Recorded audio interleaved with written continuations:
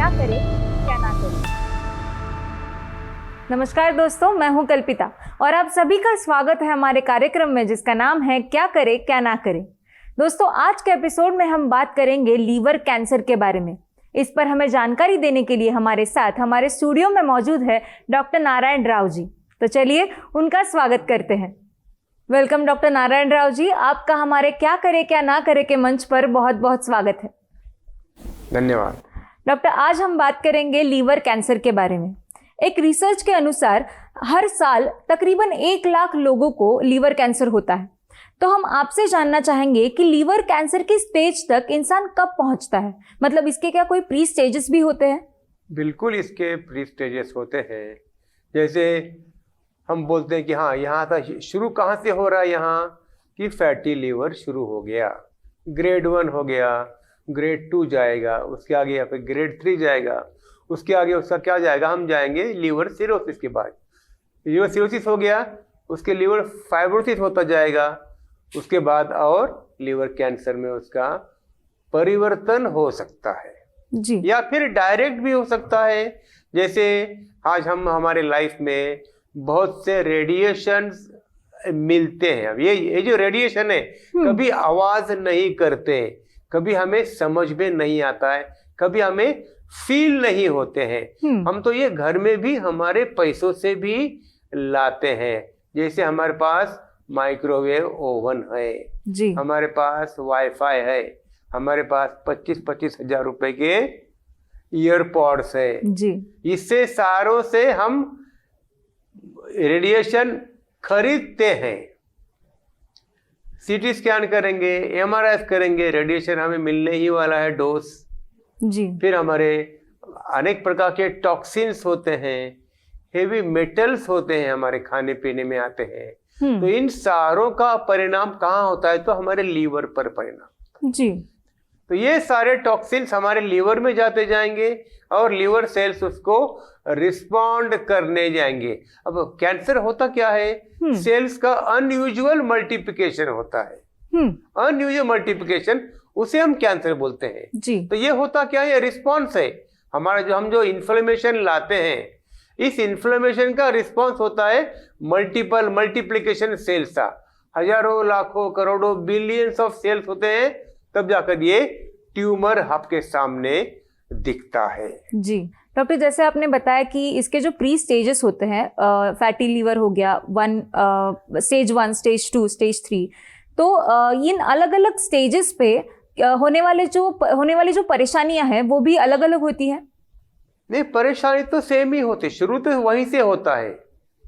शुरू fatty liver से शुरू होता जाएगा, इंडाइजेशन होता जाएगा, एसिडिटी, गैसेस, कॉन्स्टिपेशन होता जाएगा, वेट कम होना शुरू होता जाएगा, इन्फेक्शंस होते जाएंगे जी। तो बॉडी में चेंजेस होना शुरू हो गया कि हम शुरू करते हैं इन्वेस्टिगेशंस जी। एक बार इन्वेस्टिगेशन शुरू कर दिया, ब्लड के किए हमने, सोनोग्राफी कर दिया, या फिर और कुछ आप लगता है तो हम डायरेक्ट उसको बायोप्सी भी कर सकते हैं।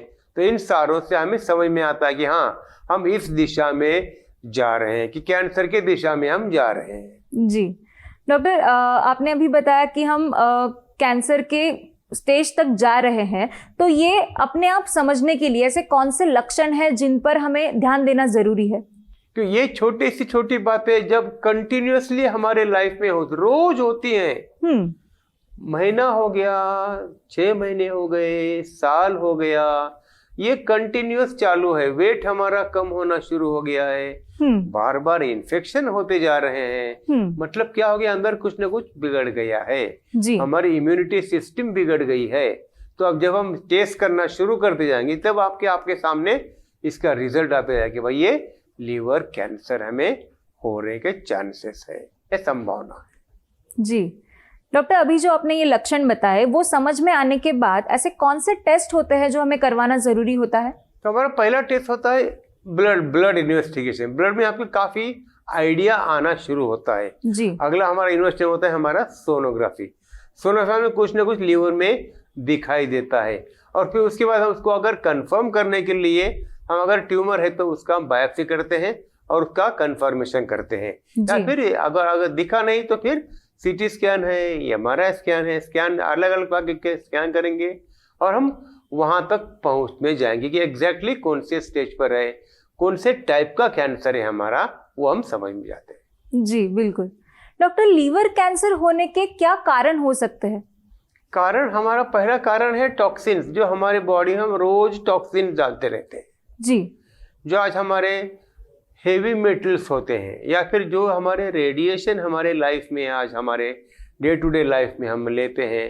तो ये तीनों कारणों से कंटिन्यूस इन्फ्लेमेशन शुरू होता है लीवर में, और इन्फ्लेमेशन का रिस्पॉन्स होता है मल्टीप्लिकेशन ऑफ द सेल्स, जिसे हम बोलते हैं ट्यूमर बन गया है भाई, ये कैंसर में उसका परिवर्तन होते जा रहा है। जी डॉक्टर, जहाँ तक मुझे पता है कि हमारी सेहत के लिए हम खुद ही जिम्मेदार होते हैं, तो लीवर कैंसर के लिए हमारी ऐसी कौन सी आदतें हैं जो जिम्मेदार है? शुरू तो होता है, सब शुरू होता है हमारे खाने पीने से, शुरू होता है हमारे पानी से, जो हेवी मेटल्स हमारे पानी में आते हैं जी, शुरू होता है हमारे रेडिएशन से, जो डोसेस हम खरीदते भी हैं और बिना पूछे वो हमारे अंदर भी आते हैं। तो ये तीन कारणों से ही अंदर सारा इन्फ्लेमेशन शुरू होता है, और हम पूरा हमारा शरीर, हमारा लीवर जाता है उस दिशा में, हम उसे बोलते हैं कैंसर की स्टेज पर हम पहुंच रहे हैं कि स्टेज फर्स्ट रहो, स्टेज सेकंड रहो, या फिर टर्मिनल स्टेज रहते जाओ। जी,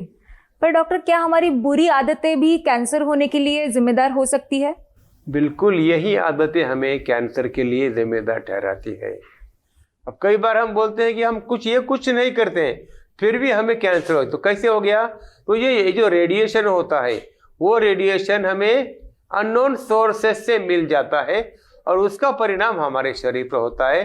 फिर हम बोलते हैं भाई ये कहाँ से हो, मुझे तो कहीं कुछ नहीं करता हूँ, मैं इतना वेज खाता हूँ, कुछ पानी भी सही पीता हूँ, फिर भी मुझे कैंसर कैसे हो गया? क्योंकि रेडिएशन के डोज पर हमारा कंट्रोल नहीं है जी। आप कहीं भी रहो वो रेडिएशन आपको मिलने ही वाला है।